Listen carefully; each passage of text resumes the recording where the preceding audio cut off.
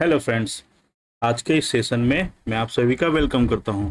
देखिए, आज हम पढ़ने वाले हैं सेकेंड कार्नेटिक वॉर। हम देखेंगे कि सेकेंड कार्नेटिक वॉर क्या था, इसके इमीडिएट कोर्स क्या थे, कोर्स ऑफ वॉर क्या हुआ, इसका रिजल्ट क्या हुआ और इसके इम्प्लीकेशन क्या हुआ। देखिए, सेकेंड कार्नेटिक वॉर जो था वो क्लेश था दो गुटों के बीच में। एक तो हैदराबाद में और दूसरा इसके ही सब इसके ही सूबे कार्नेटिक में। अब जब मैं कह रहा हूं कि हैदराबाद प्रोविंसेस और कार्नेटिक सूबा, तो ये क्या है, इस ये क्या है, ये चीज हम समझने की कोशिश करेंगे थोड़ा बैक ऑफ द स्टोरी जाकर। तो अगर हम बैक ऑफ द स्टोरीज चलें और थोड़ा अच्छे से समझने की कोशिश करें ताकि चीजों को समझने में एकदम क्लियरिटी हो। देखिए, ड्यूरिंग औरंगजेब पीरियड, जब औरंगजेब का टाइम था, उस टाइम तक, एक मिनट में पेन का कलर चेंज कर लेता हूं। देखिए, ड्यूरिंग औरंगजेब पीरियड, जब तक औरंगजेब का टाइम था, टिल 1707 में या 1707 में, 1707 तक मुगल एम्पायर अपने पीक पे था। कैसे? ये पूरा जो एरिया सेडेड जोन में जो बना रहा हूं, ये पूरे सेडेड एरिया में यहाँ तक, लगभग टिप ऑफ द साउथ यहाँ तक की बात करें तो यहाँ तक पूरा किसका था? ये मुगल एम्पायर था। ये पूरा क्या था? मुगल एम्पायर था। अब मुगल एम्पायर जो था, उसका एडमिनिस्ट्रेशन अच्छे से हो पाए, इसके लिए मुगल एम्पायर को प्रोविंसेस में क्या कर दिया गया था? डिवाइड कर दिया गया था। तो मुगल एम्पायर की सबसे बड़ी इकाई क्या थी? प्रोविंसेस। और प्रोविंसेस में जो एडमिनिस्ट्रेटिव वर्क को देखते थे, प्रोविंसेस का कार्यभार जो संभालते थे, वो क्या थे? गवर्नर थे। उन्हें गवर्नर के नाम से जाना जाता था। ठीक है। प्रोविंसेस के नीचे नीचे क्या आते थे? सूबा आते थे। सूबा क्या है? इसके छोटे, जस्ट लाइक नाम समझ लीजिए आप, विलेज है, तो सूबा आता था। ठीक है। अब सूबा का अथॉरिटी कंट्रोल किसके अंदर होता था? डेप्यूटी गवर्नर के अंदर, या सब गवर्नर जिसे कहा जाता था, उसके अंदर होता था। सूबा के जो भी डेप्यूटी गवर्नर होते थे वो रिपोर्ट किसे करते थे? प्रोविंसेस के गवर्नर को। मतलब सब गवर्नर, डेप्यूटी गवर्नर किसको रिपोर्ट करते थे? वो रिपोर्ट करते थे किसको? प्रोविंसेस को। तो मान लीजिए पूरा मुगल एम्पायर था, ये पूरा मुगल एम्पायर है, और इस मुगल एम्पायर में, मुगल एम्पायर को प्रोविंसेस, और प्रोविंसेस को किस में डिस्टेंस किस किया गया है? सूबा में। तो ये पूरा, ये आउटर एरिया जो दिख रहा है, ये पूरा एम्पायर है। मुगल एम्पायर में क्या है? प्रोविंसेस हैं, और प्रोविंसेस में क्या है? सूबा है। प्रोविंसेस में सूबा है। ठीक है। अब ये तो था औरंगजेब के टाइम की बात। औरंगजेब जब मर गए, जब औरंगजेब की मृत्यु हो गई, कब? 1707 में। तो इनके बाद के जो भी इनके सक्सेसर थे, इसके बाद के जो भी रूलर थे, वो इतने पावरफुल नहीं थे, जिसकी वजह से डिसइंटीग्रेशन शुरू हो गया। किसका? मुगल एम्पायर का। मुगल एम्पायर का डिसइंटीग्रेशन हुआ तो ये जो प्रोविंसेस थे वो क्या होने लगे? वहां पर जो गवर्नर नियुक्त किए गए थे कार्यभार को देखने के लिए, वो खुद को इंडिपेंडेंट घोषित करने लगे, और खुद को क्या क्या बना, वहां के घोषित कर दिया, वहां का निजाम घोषित कर दिया। जो गवर्नर थे वो गवर्नर ने सेल्फ इंडिपेंडेंट घोषित कर दी, सेल्फ, कि हम आजाद हैं, हम मुगल एम्पायर के क्या हैं? अब सक्सेसर स्टेट हैं। और ऐसे स्टेट को क्या, किस नाम से जाना गया? सक्सेसर स्टेट के नाम से जाना गया। और वहां के जो गवर्नर थे उन्होंने खुद को क्या बना लिया? निजाम बना लिया। और ऐसा ही एक प्रोविंसेस था हैदराबाद। हैदराबाद के गवर्नर आसफ झा फर्स्ट ने 1724 में खुद को निजाम बनाया। किसका? हैदराबाद का। और इसकी वजह से उनको जो टाइटल मिला, उनको जो नाम पड़ा, वो नाम पड़ा निजाम उल मुल्क। ठीक है। आसफ जाह फर्स्ट का नाम क्या पड़ा, निजाम उल मुल्क। कब, 1724 में, जब उन्होंने हैदराबाद स्टेट को मुगल प्रोविंसेस से इंडिपेंडेंट स्टेट घोषित किया, खुद को वहां का निजाम घोषित किया और बन बैठे निजाम उल मुल्क। और यहां से शुरुआत हुई आसफ जाही डायनेस्टी की। ठीक है। अब इसी प्रोविंसेस के अंदर, कौन से प्रोविंसेस के अंदर, हैदराबाद प्रोविंसेस के अंदर, हैदराबाद प्रोविंस के अंदर एक सूबा था, कार्नेटिक सूबा था। कार्नेटिक सूबा में कौन था, डेप्यूटी गवर्नर। अभी हमने देखा था सूबा में कौन होते थे, डेप्यूटी गवर्नर होते थे। और ये डेप्यूटी गवर्नर डायरेक्टली किसको रिपोर्ट करते थे, गवर्नर को। तो मतलब कार्नेटिक रीजन किसके अंडर कंट्रोल में था, हैदराबाद के। कार्नेटिक में निजाम उल मुल्क ने मोहम्मद सैयद को डेप्यूटी गवर्नर नियुक्त करके रखा था। और इन्हीं मोहम्मद सैयद को आसफ जाह फर्स्ट ने, या यूं कहें 1724 में हैदराबाद की इंडिपेंडेंट घोषित करने के बाद आसफ जाह फर्स्ट ही क्या बन गए, निजाम उल मुल्क बन गए। और इन्हीं निजाम उल मुल्क ने मोहम्मद सैयद, जो कि डेप्यूटी गवर्नर थे किसके, कार्नेटिक के, उनको टाइटल दिया सादतुल्लाह खान और बना दिया क्या, उन्हें डिक्लेयर कर दिया नवाब ऑफ कार्नेटिक। कार्नेटिक का क्या बना दिया गया, नवाब बना दिया गया। तो इस तरह से हैदराबाद और Carnatic region, provinces, Hyderabad provinces और उसके अंदर आने वाला सूबा कार्नेटिक, जो सूबा कार्नेटिक था, वहां पर दोनों पर ही एक जगह निजाम और दूसरी जगह नवाब की नियुक्ति हो गई। आसफ जाह फर्स्ट ने मोहम्मद सैयद को नाम दिया सादतुल्लाह खान फर्स्ट। और ये सादतुल्लाह खान कब तक थे, 1724 से 1732 तक। और यहां से कार्नेटिक में शुरू हुई नवायत डायनेस्टी की। अब सादतुल्लाह खान का कोई चाइल्ड नहीं था, सादतुल्लाह खान का कोई बच्चा नहीं था, कोई सन नहीं था, कोई लीगल हायर नहीं था, इनका कोई सक्सेसर नहीं था, जिसकी वजह से इन्होंने अपने ब्रदर गुलाम अली के अपने भाई गुलाम अली के लड़के को, जिसका नाम दोस्त अली था, उसे क्या ले लिया, गोद ले लिया, उसे एडप्ट कर लिया गया।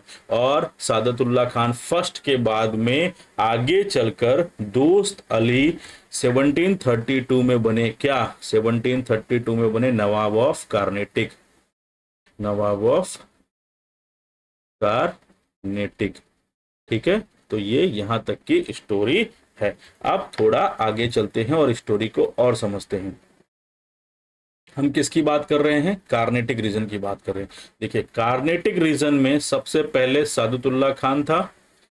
सादतुल्लाह खान की कोई औलाद नहीं थी, नो सक्सेसर, इनका कोई हायर नहीं था, इनकी कोई अपनी औलाद नहीं थी। तो इसीलिए इन्होंने अपने भाई के लड़के दोस्त अली खान को क्या लिया, गोद दिया। 1732 में after death of Saadatullah Khan first गद्दी पर आए कौन, दोस्त अली खान। दोस्त अली खान जो इनके एडप्टेड चाइल्ड थे, ये कब तक रहे, 1732 से लेके 1740 तक। अब दोस्त अली खान के बाद में आए कौन, सफदार अली खान। सफदार अली खान दोस्त अली खान के लड़के, और दोस्त अली खान का ही सन इन लॉ कौन था, चंदा साहब। दोस्त अली खान का ही सन इन लॉ कहा जाए कौन था, चंदा साहब। चंदा साहब को, ये दोस्त अली खान के सन इन लॉ थे, चंदा साहब को 1748 में, सॉरी माफ कीजिएगा, 1741 में चंदा साहब को सीज ऑफ तिरुचुपल्ली के दौरान मराठाओं ने क्या कर लिया था, मराठाओं ने कैप्चर कर लिया था। उस समय कौन थे, उस समय मराठा जनरल थे रघुजी भोसले। और किसके ऑर्डर पे उन्होंने किया था, उन्होंने किया था छत्रपति साहू जी के ऑर्डर पर। जनरल रघुजी भोसले ने त्रिचुपल्ली के सीज के दौरान त्रिचुपल्ली सीज के दौरान चंदा साहब को, जो कि दोस्त अली खान के सन इन लॉ थे, उन्हें कैप्चर कर लिया था, उन्हें बंदी बना लिया गया था। तो सफदार अली खान 1740 में आए। 1741 में वहां देखा सीज ऑफ त्रिचुपल्ली के समय दोस्त अली खान चले गए थे। दोस्त अली खान कौन थे, सन इन लॉ थे, सॉरी चंदा साहब कौन थे, चंदा साहब सन इन लॉ थे दोस्त अली खान के, तो उन्हें कैप्चर कर लिया था मराठाओं ने। सफदार अली खान आए तो 1742 में ही इनकी डेथ हो गई, इन्हें मार दिया गया, इनका मर्डर कर दिया गया। और उस समय इनके माइनर चाइल्ड थे, कौन थे? सादतुल्ला खान टू। अब सादतुल्ला खान गद्दी पर कैसे बैठे, इनको थ्रोन पर कैसे बिठा जाए, ये सबसे बड़ा क्वेश्चन था। तो इनको सपोर्ट किया नवाब ऑफ कार्नेटिक ने। किसने सपोर्ट किया? इन्हें सपोर्ट किया, इनको नवाब बनाया गया किसका? कार्नेटिक रीजन का। किसको? माइनर चाइल्ड थे सफदार अली खान के, सादतुल्ला खान दो, इन्हें द्वितीय, इन्हें माइनर, ये माइनर चाइल्ड थे, फिर भी इन्हें नवाब बनाया गया किसका? कार्नेटिक रीजन का। किसके कहने पर? निजाम ऑफ हैदराबाद आसफ जाह फर्स्ट के कहने पर, या निजाम उल मुल्क के सपोर्ट से। लेकिन 1742 में, ये 1742 से 44 तक रहे। अब ये माइनर चाइल्ड थे, इसीलिए इनके केयर टेकर के रूप में या इनके रिप्रेजेंटेटिव के रूप में अनवरुद्दीन को बनाया गया। इनका रिप्रेजेंटेटिव या यूं कहा जाए इनका केयर टेकर बनाया गया। इसका? सादुल्ला खान का, सादुल्ला खान द्वितीय का। क्यों? क्योंकि ये माइनर थे, छोटे थे।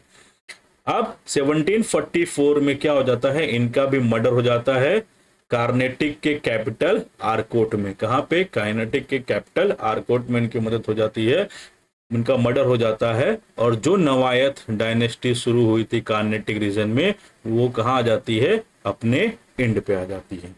इसके बाद में अब से वहां पर मराठाओं ने किसको कैप्चर करके रखा है? सन इन लॉ, किसके? दोस्त अली खान को कैप्चर करके रखा है। तो अब रिप्रेजेंटेटिव के तौर पे कौन थे? अनवरुद्दीन, और सत्ता शुरू होती है अनवरुद्दीन, और अनवरुद्दीन को बना दिया जाता है नवाब ऑफ कार्नेटिक कब? 1744 में, after death of minor child Saadatullah Khan. अब इनको रिजेंट करते हैं कौन? चंदा साहेब। क्यों? क्योंकि 1749 तक ये थे, और 1748 में मराठा क्या करते हैं? मराठा रिलीज कर देते हैं, मराठा रिलीज कर देते हैं। किसको रिलीज कर देते हैं? चंदा साहब को, चंदा साहब को रिलीज कर देते हैं। तो ये युद्ध शुरू हो जाता है। चंदा साहब जैसे आते हैं तो वो कहते हैं भाई नवायत डायनेस्टी का तो मैं हूं, तो अनवरुद्दीन कैसे रूल कर सकते हैं? तो कार्नेटिक के रीजन पर, कार्नेटिक की गद्दी पर बैठने का हक किसका है? मेरा है। तो चंदा साहब वर्सेस लड़ाई शुरू हो जाती है। क्या? अनवरुद्दीन की लड़ाई शुरू हो जाती है। ये किसकी बात की हमने? ये कार्नेटिक की गद्दी की बात की। आगे चलते हैं।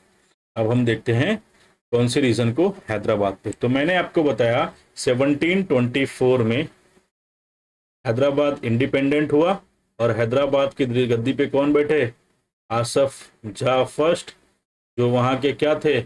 वहां के गवर्नर थे। और इन्होंने खुद को किसका टाइटल दिया? निजाम उल मुल्क का। तो ये कहाँ थे? सूबेदार ऑफ डेक्कन थे। 1748 में सिचुएशन ऐसी आई कि इनकी हो गई डेथ। 1748 में हो गई इनकी डेथ, और इसी 1748 में चंदा साहब को रिलीज किया गया था, याद रखिएगा। ठीक है, तो इनकी हो गई डेथ। अब जब इनकी डेथ हुई, उसके पहले इन्होंने खुद से ही अपना सक्सेसर डिक्लेयर किया था कि मेरे बाद इस गद्दी पर कौन बैठेंगे? मुजफ्फर जंग बैठेंगे। मुजफ्फर जंग क्या थे? ग्रैंड सन थे ऑफ निजाम उल मुल्क के, मतलब निजाम मुल्क इनके क्या थे?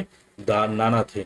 ठीक है, तो 1748 में जब इनकी डेथ हो गई, तब नासिर जंग, जो इनके बड़े लड़के थे, इन्होंने क्या कहा कि ये क्या हैं? उनके निजाम उल मुल्क के बेटे हैं, तो इनको गद्दी पर बैठने का हक है। अब सक्सेसर किसे घोषित करके गए थे? निजाम उल मुल्क मुजफ्फर जंग को, जो उनके ग्रैंड सन थे। लेकिन बैठा कौन? नासिर जंग बैठे। नासिर जंग बैठना चाहते थे, तो नासिर जंग को उन्होंने सक्सेसर क्यों नहीं घोषित किया? नासिर जंग को अपने उत्तराधिकारी क्यों घोषित नहीं किया? क्योंकि नासिर जंग ने क्या किया था? 1741 में ट्राई किया था मारने का, किसको? निजाम उल मुल्क को। लेकिन कंडीशन कुछ ऐसी बनी कि ये निजाम मुल्क को मारने गए थे और खुद ही मार खाकर लौट आए। तो इस वजह से नासिर जंग को उन्होंने अपने उत्तराधिकारी के रूप में घोषित नहीं किया। नासिर जंग को नासिर जंग को सपोर्ट किसका था? नासिर जंग को था सपोर्ट अनवरुद्दीन का। किसका सपोर्ट था? अनवरुद्दीन का सपोर्ट था। अनवरुद्दीन कहाँ है? कार्नेटिक के नवाब, याद रखिएगा। ठीक है, अनवरुद्दीन के अगेंस्ट कौन है? चंदा साहब। अब मुजफ्फर जंग, मुजफ्फर जंग क्या थे? ग्रैंड सन ऑफ, तो मुजफ्फर जंग किसके? नासिर जंग के भांजे थे। मतलब हैदराबाद की गद्दी के बीच में लड़ाई किसके बीच में हो रही थी? मामा और भांजे के बीच का ये युद्ध था। किसके लिए? थ्रोन के लिए, सक्सेसर के लिए। ठीक है। अब मुजफ्फर जंग और चंदा साहब को सपोर्ट किसका था? फ्रेंच का। फ्रेंच का सपोर्ट था। उधर नासिर जंग, अब जब फ्रेंच फील्ड में उतरा तो अपनी पावर को साबित करने के लिए ब्रिटिशर्स साथ में आ गए। किसके? नासिर जंग के और किसके? अनवरुद्दीन के। अनवरुद्दीन के साथ में कौन है? तो एक साइड नासिर जंग है, एक साइड नासिर जंग और दूसरे साइड अनवरुद्दीन। इनके बीच में कौन आ गए?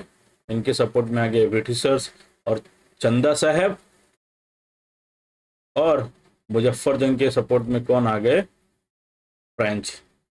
फ्रेंच और ब्रिटिशर्स युद्ध में क्यों आए, थोड़ा इसको भी देख लेते हैं। थोड़ा बैक ऑफ द स्टोरी चलते हैं। देखिए, पहली बात, कॉज क्या था फर्स्ट कार्नेटिक वॉर का? हमने देखा फर्स्ट कार्नेटिक वॉर हमने अर्लियर में देख लिया है। इसका कॉज था conflict of imperialistic interest. Imperialistic interest मतलब सत्ता का एक्सपांसन, एक्सपांसन ऑफ टेरिटरी। या टेरिटरी को क्या करना है? एक्स मैक्सिमाइज करना है, टेरिटोरियल पावर को हासिल करना है। किसके बीच में था? फ्रांस और ब्रिटिशर्स के बीच में था। यूं तो ये ट्रेडर बन के आए थे, बट अभी अपने पावर को इन्हांस करना चाहते थे, इंपेरियलिस्ट बनना चाहते थे। और इसी, ये फर्स्ट कार्नेटिक वॉर का वॉर था और इसी का इफेक्ट दिखा कब? सेकेंड कार्नेटिक वॉर में। ब्रिटिश और फ्रांस ने क्या, ब्रिटिश और फ्रांस ने मिलकर क्या करना शुरू कर दिया? इंटरफेरेंस करना शुरू कर दिया। किसकी? Politics of the local ruler, native ruler थे वो। फ्रांस का मेन हब क्या था? पौंडीचेरी। ठीक है। फ्रांकोइस मार्टिनेज को बनाया था 1754 में। देखिए, पॉलिटिक्स, नेटिव रूलर। अब नेटिव रूलर में पॉलिटिक्स में इन्होंने इंटरफेरेंस क्यों किया? तो इनका मेन एम था to enhance their political power. पहला तो एम क्या था? अपनी पॉलिटिकल पावर को बढ़ाना, और दूसरा अपना एरिया ऑफ इन्फ्लुएंस क्या करना था इनको? अपना एरिया ऑफ इन्फ्लुएंस इन्हें इंक्रीज करना था। और नेटिव रूलर्स की बात करें तो स्पेशली कहाँ की पॉलिटिक्स में? हैदराबाद और कर्नाटक की पॉलिटिक्स में। क्यों? क्योंकि 1748 में कुछ कंडीशन ही ऐसी क्रिएट हुई, क्योंकि जो पावरफुल था वो कौन था? आसफ जाह फर्स्ट या निजामुल मुल्क कह लें आप, इसकी क्या हो गई थी? मृत्यु हो गई थी। तो पूरा टर्मोइल क्रिएट हो गया था। कहां पर? साउथ इंडिया वाले रीजन में, डेक्कन वाले रीजन में। ठीक है। तो हमने देखा वॉर ऑफ सक्सेसरशिप था। किसके लिए? फॉर कार्नेटिक की नवाबशिप के लिए। कार्नेटिक के नवाबशिप के लिए कैसे? पहला तो चंदा साहब और किसके बीच में था? अनवरुद्दीन के बीच में। हमने देखा सबसे पहले कौन आया? सदुतुल्ला खान फर्स्ट आए। सदुतुल्ला खान के पास उनका कोई लड़का नहीं था, तो फिर दोस्त अली खान को उन्होंने गोद ले लिया, फिर दोस्त अली खान बने। फिर दोस्त अली खान के बाद में पिक्चर आए सफदार अली खान। सफदार अली खान की मृत्यु हो गई। सफदार अली खान के बाद में माइनर चाइल्ड उनके सदुल्ला खान को बनाया गया नवाब ऑफ कार्नेटिक आसफ जाह के सपोर्ट से। बाद में उनकी भी डेथ हो गई, तो अनवरुद्दीन जो उनके रिप्रेजेंटेटिव थे उन्होंने खुद का नवाब घोषित कर दिया। क्यों? क्योंकि 1741 में सीज ऑफ त्रिचुपल्ली के दौरान मराठाओं ने कैप्चर कर लिया था दोस्त चंदा साहब को। ठीक है, ये यहाँ तक की स्टोरी थी। अब हम स्टोरी को थोड़ा आगे चलते हैं। हैदराबाद में युद्ध हो रहा है, मामा वर्सेस भांजा। भांजा कौन? मुजफ्फर जंग। और मामा कौन? नासिर जंग। मामा के साथ में कौन है? अंग्रेज। और भांजे के साथ में कौन है? फ्रांस। अब जैसा कहते हैं ना कि दुश्मन का दुश्मन दोस्त होता है, तो ब्रिटेन अनवरुद्दीन के खिलाफ कौन था? चंदा साहब। तो चंदा साहब किसके पाड़े में आ गए? चंदा साहब आ गए किसके साथ में? मुजफ्फर जंग के साथ में। अब आगे चलते हैं। देखिए, थोड़ा और आगे चलते हैं, थोड़ा कहानी को आगे बढ़ाते हैं। 1748 की बात है। किसकी मृत्यु हो चुकी है? मृत्यु हो चुकी है निजाम उल मुल्क की। मैं बार बार निजाम उल मुल्क बोलूं या आसफ जाह फर्स्ट बोलूं, आप कंफ्यूज मत होइए, दोनों एक ही हैं। निजाम उल मुल्क, निजाम ऑफ हैदराबाद की क्या हो गई है? मृत्यु हो गई है। हैदराबाद का थ्रोन क्या है? वैकेंट है। दूसरी साइड कार्नेटिक रीजन में कौन है? अनवरुद्दीन है। अनवरुद्दीन नया नवायत डायनेस्टी का नहीं है। नवायत डायनेस्टी का कौन है? चंदा साहब बताता है खुद को। चंदा साहब बोलता है क्लेम किसका है? मेरा है। बना है कौन? अनवरुद्दीन। तो ये इनके खिलाफ होता है। अब फ्रेंच टीम में कौन है? फ्रेंच टीम में है French East India company, Muzaffar जंग और चंदा साहब। ये दोनों मिलकर चंदा साहब को कार्नेटिक की सीट मिले, कार्नेटिक की राजगद्दी पर चंदा साहब को बिठाने के लिए क्या करते हैं? आर्कोट की तरफ अपना मूवमेंट शुरू करते हैं, उसे कैप्चर करने के लिए। आर्कोट क्या है? Capital of Carnatic.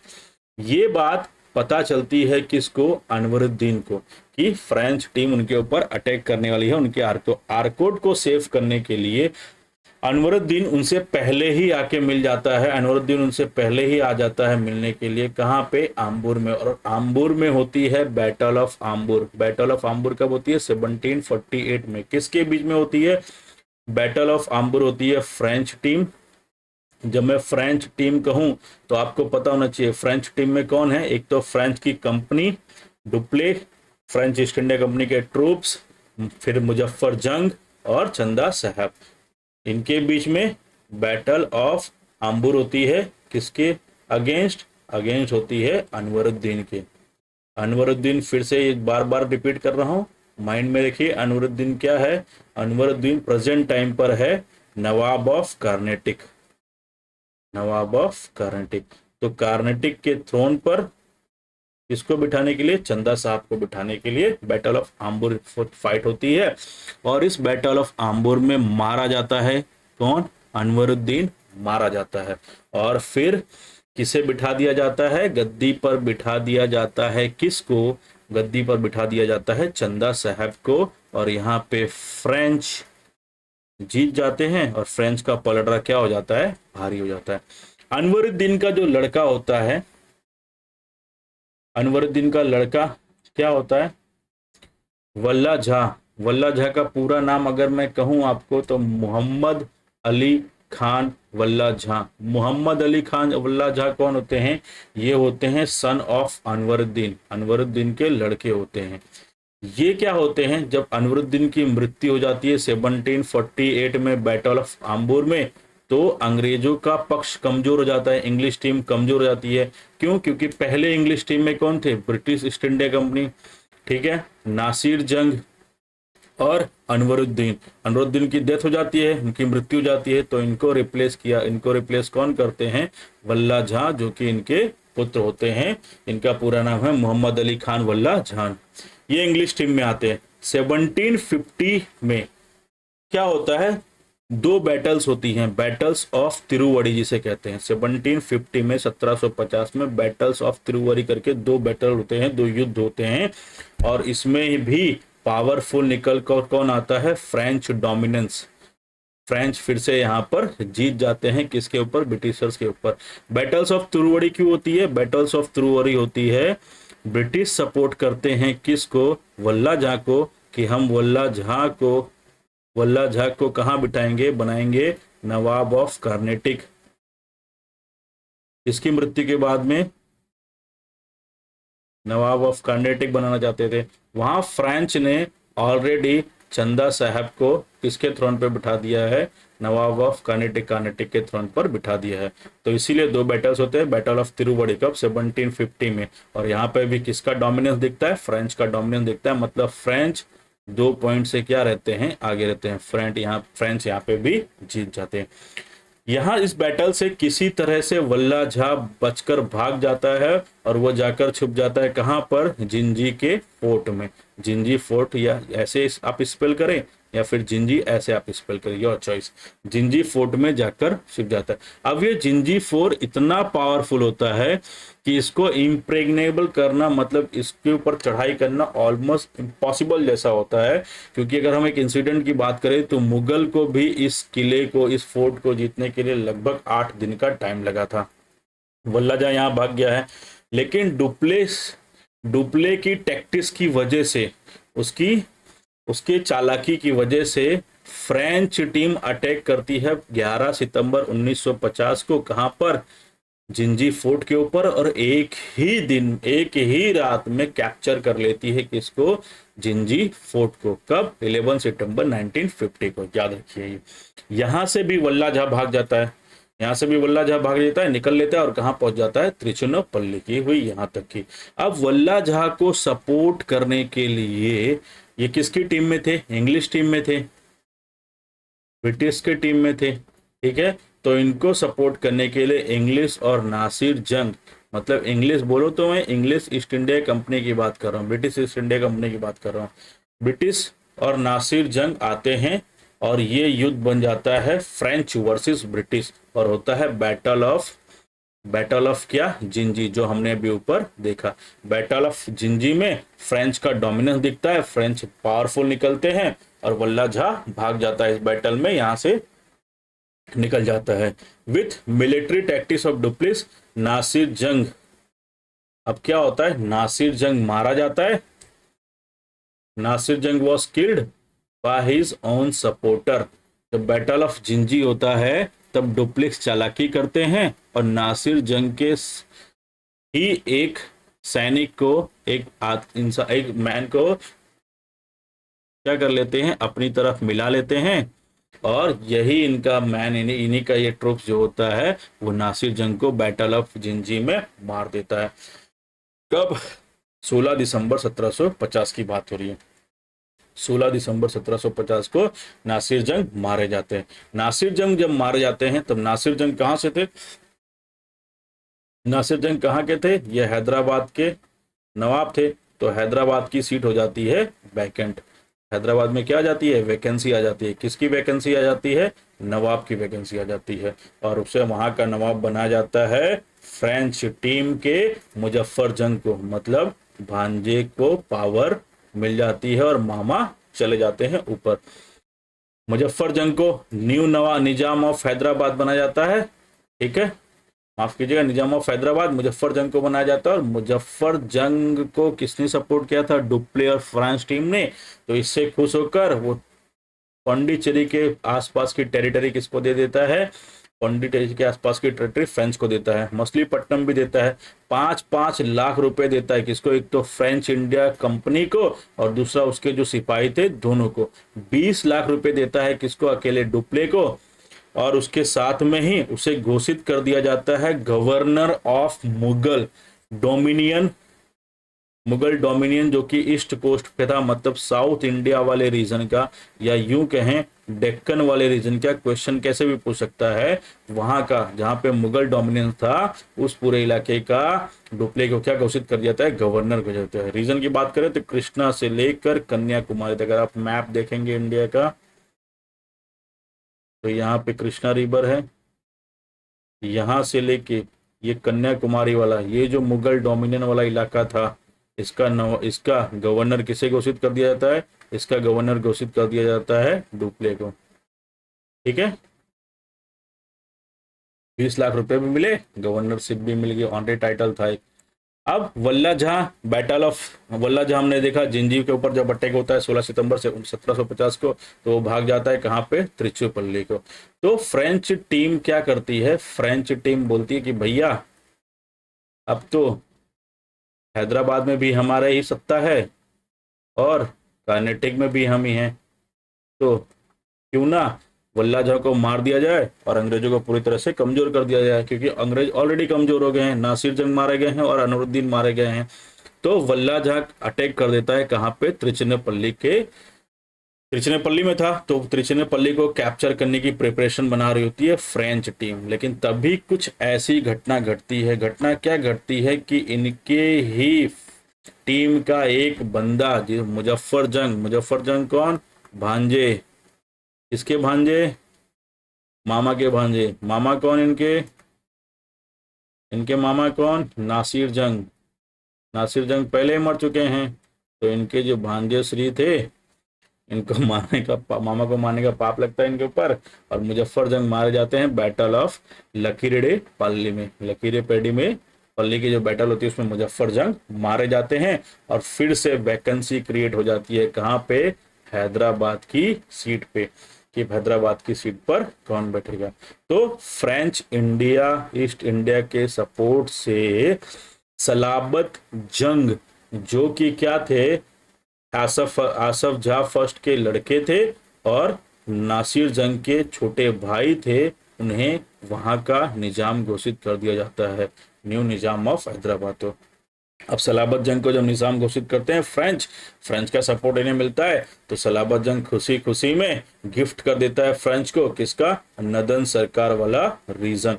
नदन सरकार वाला रीजन किसे कहते हैं, आंध्र प्रदेश की 4 डिस्ट्रिक्ट है जो जिसे नदन सरकार कहते हैं। क्या है, मुजफ्फरनगर, एल्लोर, राजामुंद्री और चिकाचोल। ये सारी डिस्ट्रिक्ट, चिकाकोल, ये सारी डिस्ट्रिक्ट मिलकर क्या बनाती हैं, नदन सरकार का रीजन बनाती हैं। ठीक है, फ्रेंच टीम अब अटैक करने वाली थी, हमने पहले देखा त्रिचुनापल्ली में, लेकिन उनका एक सिपाही, उनका एक आदमी, उनका एक टीम का एक मेंबर मर जाता है, तो हैदराबाद की सीट खाली हो जाती है। अब हैदराबाद में फिर से उन्होंने थ्रोन पे बिठा दिया सलाबत जंग को। फ्रेंच टीम में फिर से 3 बंदे हो गए, फ्रेंच टीम की फिर से पावरफुल बनी, तो वो अटैक करते हैं किसके ऊपर, त्रिचुरापल्ली के ऊपर। जुलाई 1758 में वो त्रिचुरापल्ली फोर्ट को, एज ए जो त्रिचुरापल्ली फोर्ट है, इसको पूरा क्या कर लेते हैं, कैप्चर कर लेते हैं, ये अपने अंडर में ले लेते हैं इसको। और त्रिचुरापल्ली में याद कीजिए, वल्लाजा की सपोर्ट के लिए कौन आए थे, वल्लाजा की सपोर्ट के लिए British East India Company, English East India Company आई थी, और कौन आए थे, और नासिर जंग आए थे। ठीक है, इनके सपोर्ट के लिए आए थे, तो ये इनके सपोर्ट के लिए आए थे। तो कुछ इंग्लिश ट्रूप और वल्लाजहा दोनों को ही ट्रैप कर लिया जाता है, किसके अंदर, त्रिचुरापल्ली के सीज के दौरान, जब उसका फोर्ट कैप्चर किया जाता है, तो उसमें कुछ इंग्लिश ट्रूप और वल्लाजा, जो वल्लाजा के सपोर्ट के लिए आए थे, वो फंस जाते हैं। इसी इंग्लिश ट्रूप में से उनका एक कैप्टन, जो कि मामूली सिपाही था, रॉबर्ट क्लाइव, भाग निकलता है। और ये भागकर कहाँ जाता है, किसी तरह से बच निकलता है, और ये भाग के जाता है सेंट डेविड फोर्ट पे। सेंट डेविड फोर्ट क्या है, इंग्लिश के बड़े बड़े ऑफिसर जो होते हैं उनका बैठने का, उनका ऑफिस है, वहां का अड्डा है। तो all officer of British East India company यहाँ पर जो टेरिबल सिचुएशन को डिस्कस कर रहे थे, उस प्रॉब्लम से, इस प्रॉब्लम से कैसे बाहर निकला जाए, इसको थिंक कर रहे थे, तो वहीं पहुंचता है रॉबर्ट क्लाइव, और वो जाके सारी कंडीशंस बताता है, और फिर यहाँ एक आइडिया देता है। क्या देता है, यहाँ पे एक आइडिया देता है। ये आइडिया क्या होता है वो हम देखते हैं आगे।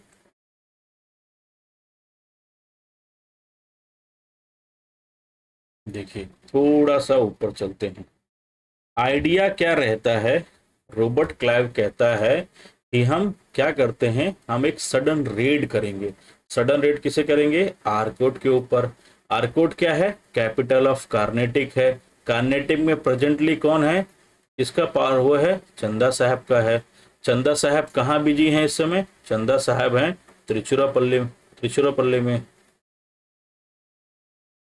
तो ये कहता है, जब हम अटैक करेंगे अचानक से आर्कोट के ऊपर, जिसके लिए चंदा साहब किसी भी तरह से प्रिपेयर नहीं है, कि फ्रेंच की पूरी टीम ओवर कॉन्फिडेंट है, उसे लगता है कि ब्रिटिशर्स कमजोर हो गए हैं, अब वो फिर से खड़े नहीं हो पाएंगे, तो जो प्रेशर जो उन्होंने घेराव करके रखा है त्रिचुरापल्ली का, वो थोड़ा वहां पर क्या होगा, उसको छोड़कर और अपने आर्कोट के कैपिटल को बचाने आएंगे, ऐसा उसने कहा। और सेम ऐसा हुआ। त्रिचुरापल्ली में चंदा साहब ने कैप्चर करके रखा है किसको, मोहम्मद अली खान वल्ला झा को और कुछ इंग्लिश ट्रूप्स को। जैसा भी हमने देखा। तो होता ऐसा ही है। रॉबर्ट क्लाइव अगस्त 1751 में 210 मैन को लेके, अब यहाँ पे थोड़ा कंफ्यूजन है, कहीं कहीं पे 500 लिखा है, कहीं कहीं पे 200 लिखा है, तो ये एयर चॉइस है। बट आप ये समझिए, सेना की एक छोटी सी टुकड़ी लेके कुछ ट्रूप्स के साथ में रॉबर्ट क्लाइव अटैक कर देता है आर्कोट के ऊपर और घेराव बंदी कर देता है ऐसे आर्कोट का, आर्कोट को कैप्चर कर लेता है। आर्कोट क्या है, कैपिटल है। आर्कोट के फोर्ट को कैप्चर, आर्कोट को पूरा वो कैप्चर कर लेता है रॉबर्ट क्लाइव। चंदा साहब वहां से, कहां से, त्रिचुरापल्ली से आते हैं और आर्कोट के कैपिटल का घेराव करते हैं। कितने दिनों तक, 53 डेज तक, मतलब सितंबर 23 से लेकर नवंबर 14 तक। लेकिन कुछ रिजल्ट नहीं निकलता, क्योंकि इनकी बड़ी सेना 4000 फोर्सेस की जो सेना थी, वो भी रॉबर्ट क्लाइव की टैक्टिक्स की वजह से उनके सामने परास्त हो जाती है और फिर रिकैप्चर नहीं कर पाती एयरपोर्ट को।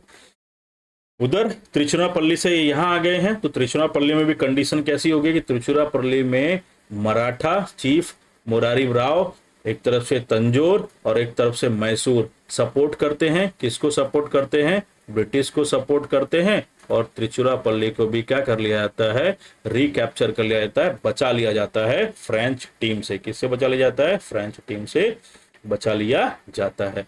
अब त्रिचुरापल्ली में कौन था, याद कीजिए, कौन था, वल्ला झा।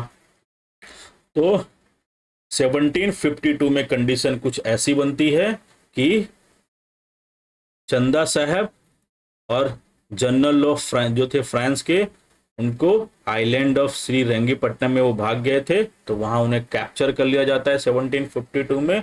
और यहाँ पे चंदा साहब को एग्जीक्यूट कर दिया जाता है मोहम्मद अली खान वल्ला झा के द्वारा।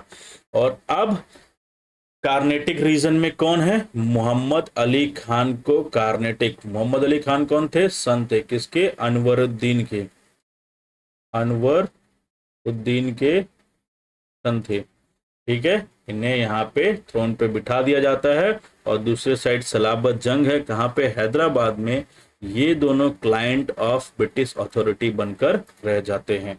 और क्या सिचुएशन होता है, अब जब 1752 में त्रिचुरापल्ली और उधर आर्कोट दोनों ही चला जाता है, उधर फ्रेंच के एक ऑफिसर को और दूसरी तरफ से डुप्ले को, फ्रेंच के एक ऑफिसर चंदा साहब को मार दिया जाता है। तो इससे डुप्ले क्या होता है, तिलमिला जाता है, डुप्ले तिलमिला जाता है और वो अटैक करता है 1754 के ऊपर फोर्ट सैंट डेविड के। फोर्ट सैंट डेविड क्या है, इंग्लिश के बड़े ऑफिसर का हब है, ऑफिस है यहाँ पे। तो यहाँ डुप्ले अटैक करता है, लेकिन क्लाइव फिर से होशियारी दिखाता है, क्लाइव फिर से एक्टिव पार्टिसिपेशन दिखाता है। और 1752 में वो 1752 में डुप्ले अटैक करता है फोर्ट सेंट डेविड के ऊपर, और क्लाइव जाता है फ्रेंच के दो फोर्ट्रेस जो बहुत ही इंपॉर्टेंट होते हैं, कोवलैंग और चिंकापेट को क्या कर लेता है, कैप्चर कर लेता है। इसी वजह से 1753 में 3 बैटल्स होती हैं, बैटल्स ऑफ त्रिचुरापल्ली अगेन, और ये बैटल होती है फ्रांस वर्सेस ब्रिटिश, और इसमें फ्रेंच बुरी तरह हार जाती है। और फ्रेंच कमांडर जो होते हैं एम ऑस्ट्री, इनको क्या कर लिया जाता है, बंदी बना दिया जाता है, और फ्रेंच को पूरी तरह से कमजोर होते जाता है। ये रिपोर्ट पहुंचती है फ्रेंच गवर्नमेंट के पास में। फ्रेंच गवर्नमेंट को लगता है कि डुप्ले क्या है, भ्रष्ट हो गया है, और इस पूरे हार का जो ब्रिटिश के सामने जो फ्रेंच की टीम कमजोर हो गई थी, हार गई थी, उसका पूरा पलड़ा किसके ऊपर फोड़ दिया जाता है, डुप्ले के ऊपर। डुप्ले को वापस से बुला लिया जाता है, कहाँ पे, फ्रांस में बुला लिया जाता है। और न्यू गवर्नर बन के आता है इंडिया में, कौन, गोदियो। गोदियो न्यू गवर्नर बन के आता है इंडिया में। और ये आते हैं तो एक कंडीशनल पीस ट्रीटी साइन करते हैं, एग्रीमेंट साइन करते हैं, ट्रीटी ऑफ पौंडीचेरी का। ट्रीटी ऑफ पौंडीचेरी किसके साथ में साइन करते हैं, ब्रिटिश ईस्ट इंडिया कंपनी के खिलाफ में, साथ में, और ब्रिटिश इंडिया कंपनी के साथ में ट्रीटी साइन करते हैं। और इस ट्रीटी के अकॉर्डिंग अब कोई भी इंटरफेरेंस नहीं दिखाएगा इंडियन पॉलिटिक्स के अंदर। और दूसरा, जो टेरिटरी पहले थी बिफोर दी वॉर, वो वैसी की वैसी रहेगी। तो यहाँ होता है end of second Carnatic war. ये तो एक नॉर्मल सी पिक्चर थी। अब हम अगर ये हमने देखा इन डिटेल क्या था वॉर, इसलिए था सक्सेसरशिप का वॉर था। अब हम चलते हैं अपने माइंड मैप पर और एक बार इस चीज को रिवाइज कर लेते हैं।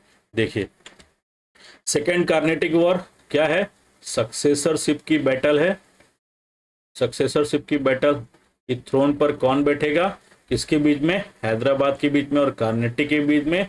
हैदराबाद में निजाम कौन बनेगा और कार्नेटिक में नवाब कौन बनेगा, इसकी लड़ाई है। हैदराबाद में किसकी लड़ाई है? हैदराबाद में भांजे वर्सेस मामा की लड़ाई है। और यहां पे क्या है? यहां पे अनवरुद्दीन वर्सेस दोस्त अली के दामाद कहें, किसके बीच में? दोस्त अली का दामाद का, उसके बीच में क्या है? फाइट है। किसके बीच में?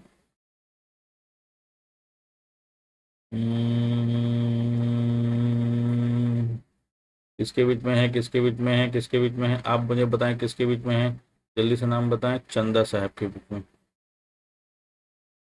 ठीक है, तो ये इनके बीच की फाइट है। तो इमीडिएट कोर्स क्या था देख लेते हैं। चंदा साहब जब 1748 में डेथ ऑफ निजामुल मुल्क हो जाती है पहला, तो वैकेंसी पावरफुल क्रिएट होती है कहाँ पे? हैदराबाद में। ठीक है, दूसरा, चंदा साहब को रिलीज कर देते हैं 1748 में। कौन? मराठा, जिन्होंने कैप्चर कर रखा था। तो चंदा साहब अनवरुद्दीन को रिजेंट करता है कर्नाटक में। चंदा साहब बोलता है नहीं, कर्नाटक की सीट में बैठने का हक मेरा है, अनवरुद्दीन का नहीं। तो और मुजफ्फर जंग वर्सेस हैदराबाद में कहाँ शुरू होती है? मुजफ्फर जंग वर्सेस नासिर जंग की जंग शुरू होती है। अब फ्रेंच सपोर्ट करता है किसको? मुजफ्फर जंग और चंदा साहब को। मुजफ्फर जंग को कहाँ पे? हैदराबाद में, और चंदा साहब को कर्नाटक में। तो दूसरी ओर इमीडिएट सपोर्ट में जाती है ब्रिटिश, किसके? नासिर जंग के। नासिर जंग कहाँ पे? हैदराबाद में। और अनवरुद्दीन की सपोर्ट में जाती है कहाँ पे? कर्नाटक रीजन में। Anwaruddin already Nawab of Karnataka है, याद रखिए, नवाब ऑफ कर्नाटक ऑलरेडी है, लेकिन इसको रिप्लेस करना चाहते थे चंदा साहब। ये इमीडिएट कोर्स था। ठीक है, कोर्स ऑफ वॉर की बात करें, कोर्स ऑफ वॉर में क्या है देखिए, जब फ्रेंच टीम मिलके जाती है अनवरुद्दीन की आरकोट को कैप्चर करने के, तो अनवरुद्दीन उनके सब पहले ही फेस कर लेता है। बैटल ऑफ आम्बूर होता है, और बैटल ऑफ आम्बूर में अनवरुद्दीन क्या होता है? मारा जाता है। फ्रेंच क्या हो जाते हैं?